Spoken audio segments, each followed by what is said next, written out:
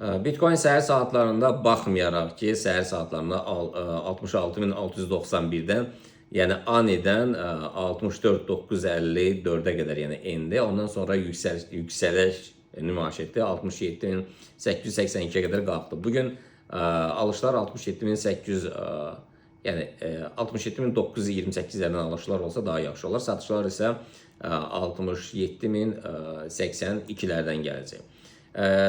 Eyni zamanda gümüşdən də biz danışaq. Gümüşün hədəfi, bugünkü hədəfi deyək ki 72-lərdə, hazırki vəziyyət 70.950-lərdir. Satışlar isə yəni 69.300-lərdən gələcək. Euro dollar, funt dollar cütlüyünə gəldikdə isə ümumi istiqamət hər ikisində aşağıdır və dəstək xəttləri var. Yəni 1.32 300-lərdə funtda da dəstək xətti, onu qırsa aşağı doğru istiqamətini davam etdirəcək. Yəni euro dollarda isə 1.14 800-lərdə.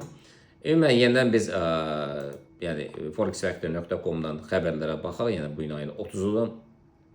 Amerikada saat 18:30-da xəbərlər var. Yəni həftə ərzində mütləq xəbərlərə baxın. Yəni ən vacib xəbəri non-farm payrolls unemployment rate olacaq. Yəni buna diqqət etmək lazımdır.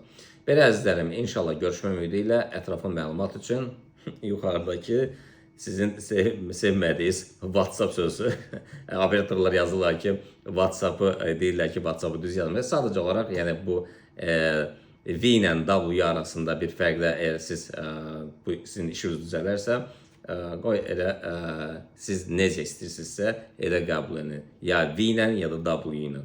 Hələlik inşallah görüşmək ümidi ilə sağ olun.